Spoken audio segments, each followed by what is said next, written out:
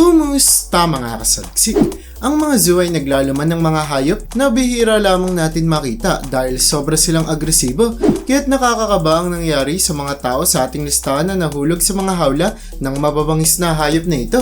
Kaya mula sa isang batang nahimatay matapos mahulog sa kulungan ng mga unggoy hanggang sa nakakaawang pangyayari sa isang musmus na bata ay pag-usapan natin ang 10 tao na nahulog sa hawla ng mga hayop sa zoo.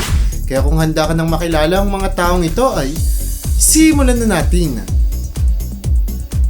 Number 10, Bayaning Unggoy. Madaming mga tao ang kinabahan nang may mahulog na isang bata sa kulungan ng mga unggoy sa Brookfield Zoo noong 1996 dahil natatakot silang baka atakihin ito ng mga hayop. Ngunit nagulat at namangha sila nang makita nilang hindi lang ito sinaktan ng unggoy pero mukhang inaalagaan at pinoprotektahan pa nito ang bata. Inulat din na dinala ng unggoy ang bata malapit sa entrance ng kulungan para madali lamang itong ma-rescue ng mga tauhan ng zoo at hindi din ito pinakailaman ng ibang unggoy na kasama niya. Dahil sa napakabait at napakatulunging aksyon na ginawa ng hayop, ay talaga namang labis ang pasasalamat ng magulang ng bata sa hayop at tinuring na siyang bayani ng pamilya ng bata. Dahil din sa ginawa ng unggoy ay madaming mga tao ang namangha at natuwa sa kanya, kaya't madaming mga turista ang bumibisita sa Brookfield Zoo kada taon para lamang makita ang bayaning unggoy na ito. Ops, nagsisimula pa lang tayo. Bago tayo magpatuloy, isang mabilisang paalala lang. Na kapag pinindot mo ang subscribe button at nahit ang like, ay siguradong suswertehin ka sa araw na ito. Try mo, wala namang mawawala. Number 9, Protektado ng Gorilla.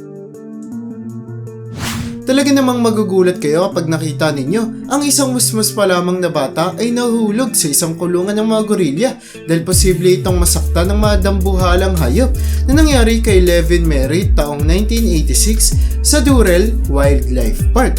Ang 5 taong gulang na bata ay nahulog sa kulungan ng mga gorilla at agad nawalan ng malay na nagpakaba sa mga tauhan ng lugar dahil baka atakihin ito ng mga unggoy. Pero laking gulat nila nang may lumapit ditong isang gorilla na pinangalan ng Jumbo na tila ba nag-aalaga sa bata.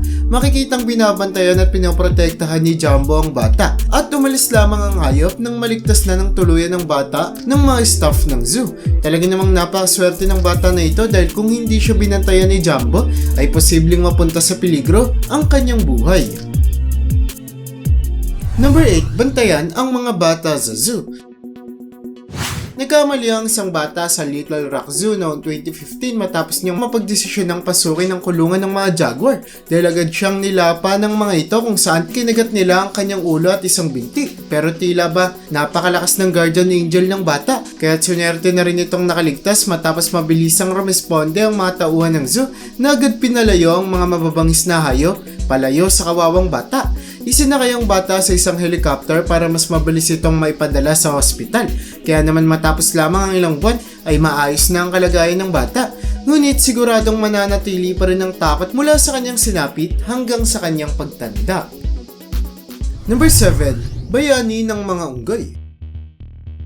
Siguro ay malilito kayo kung malalaman nyo na kusang pumasok sa kulungan ng unggoy ang isang lalaki sa Detroit Zoo noong 1990 dahil sobrang delikado ang kanyang ginawa.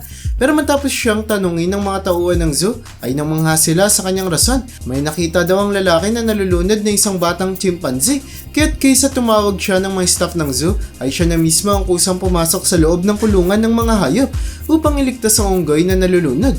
Matapos itong malaman ng publiko ay kinamanghaan ng kanyang ginawang aksyon lalo na noong matukoy na kung humingi pa ng tulong ang lalaki sa mga tauhan ng zoo ay mataas ang tsansa na nalunod at namatay na ang unggoy bago pa man ito maligtas ng mga tao.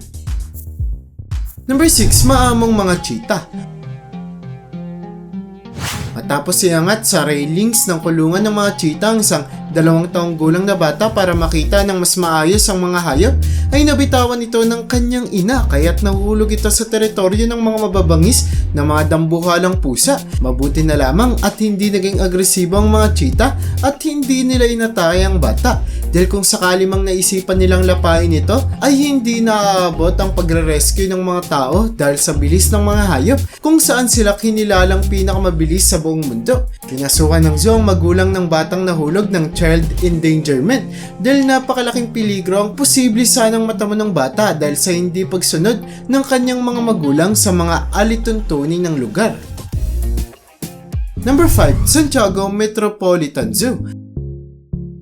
Ang pagpapatiwakal ay hindi magandang solusyon sa ating mga problema na tila ba nakalimutan ng isang lalaki dahil napagdesisyonan niyang itigil na ang kanyang pagkabuhay sa pamamagitan ng pagtalon sa kulungan ng mga leon para lapain at patayin siya.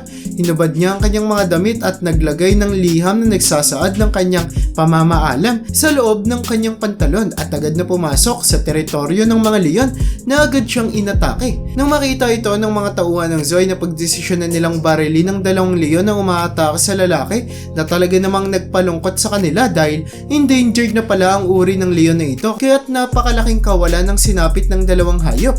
Pinakonsulta ng mga otoridad ng lalaki sa therapist tungkol sa kanyang pagpapakamatay at binigyan din ito ng parusa sa kanyang ginawang aksyon na nagdulot ng pagkawala ng dalawang leon sa Santiago Metropolitan Zoo. Number 4. Huwag lapitan ng polar bear.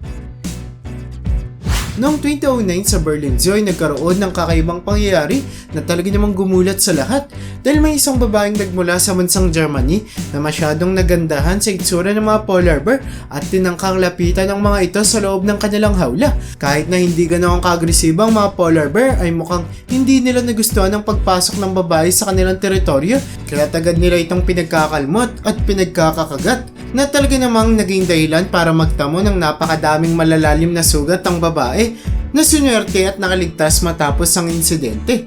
Talaga namang patunay lamang ang pangyayaring ito na kahit pa sobra nating nagugustuhan ng itsura ng mga hayop ay dapat pa rin tayong mag-ingat dahil posible silang makapagdulot ng malaking pinsala sa atin.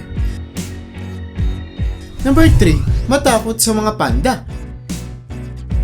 Alam niyo ba na kahit na sobrang cute ng mga panda ay isa pa din sila sa pinakapikuning hayop sa mundo? Sa tuwing may lumalapit sa kanila ay madali silang mairita na naging dahilan para maging agresibo ang hayop na nangyari sa Beijing Zoo noong 2009 matapos lapitan ng isang lalaki ang panda na pinangalan ng Juju para magpa-picture kasama ito.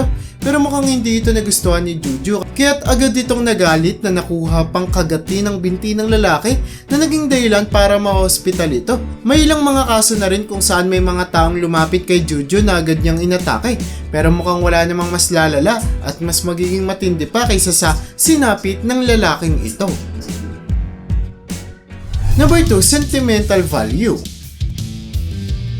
Mukhang napamahal na ang isang babae sa kanyang sombrero dahil matapos itong mahulog sa kulungan ng tigre sa Toronto Zoo noong 2016 ay agad niya itong binaba para kunin na gumulat at tumakot sa mga taong nakakita. Mabuti na lamang at naaarangan ng kulungan ng isang fence kaya't kahit na masyadong nagpumilit ang tigre na lapain ng babae ay hindi ito magawa. Matapos makuha ng babae ang kanyang sombrero ay agad din naman itong umakyat papunta sa mga tao na agad siyang pinagsabihan at ang iba pa ay minura siya dahil masyadong delikado ang kanyang ginawa. Napanigurado ay maaalala ng babae kung sakali mang mahulog ulit ang kanyang sombrero. Number 1. Ang sinapit ni Maddox. Talagang maaawa kayo sa sinapit ni Maddox Darkosh na noon ay 2 taong gulang pa lamang habang bumibisita siya kasama ang kanyang pamilya sa Pittsburgh Zoo taong 2012 dahil nang sinubukan siyang itayo ng kanyang ina sa railing ng zoo para makita ng malinaw ang mga African wild dog ay nabitawan siya ng kanyang nanay na naging dahilan para mahulog siya sa kulungan ng mga mababangis na hayop na agad siyang inatake at nilapa. Sa samang palad ay nasawi ang buhay ng bata na nagdulot ng pag-file ng kaso ng magulang laban sa zoo na talaga namang nagbigay ng galit at inis sa publiko dahil kahit na sila ang may kasalanan ay nagawa pa nila itong isisi sa establishmento.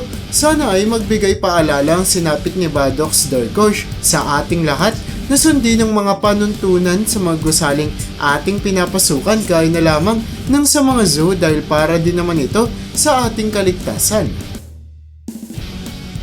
At yan ang buwabuo para sa listahan natin sa video na ito. Ang mga zoo ay naglalaman ng mga hayop na kadalasan lamang nating makita sa ating kalikasan at ang karamihan pa sa mga ito ay sobrang mapanganib dahil sa kanilang pagiging agresibo kung saan posible silang magdulot sa atin ng napakalaking peligro. Kaya dapat ay mag-ingat tuwing pumupunta sa mga zoo dahil maaaring matulad tayo sa mga tao na nasa ating video. Kaya para sa'yo, alin sa mga ito ang pinakakinagulat mo? I-comment mo naman yan sa baba. At hanggang dito na lang muna ang aking bahagi. Hanggang sa muli mga kasaliksik, maraming salamat sa panonood. See you in my next vid.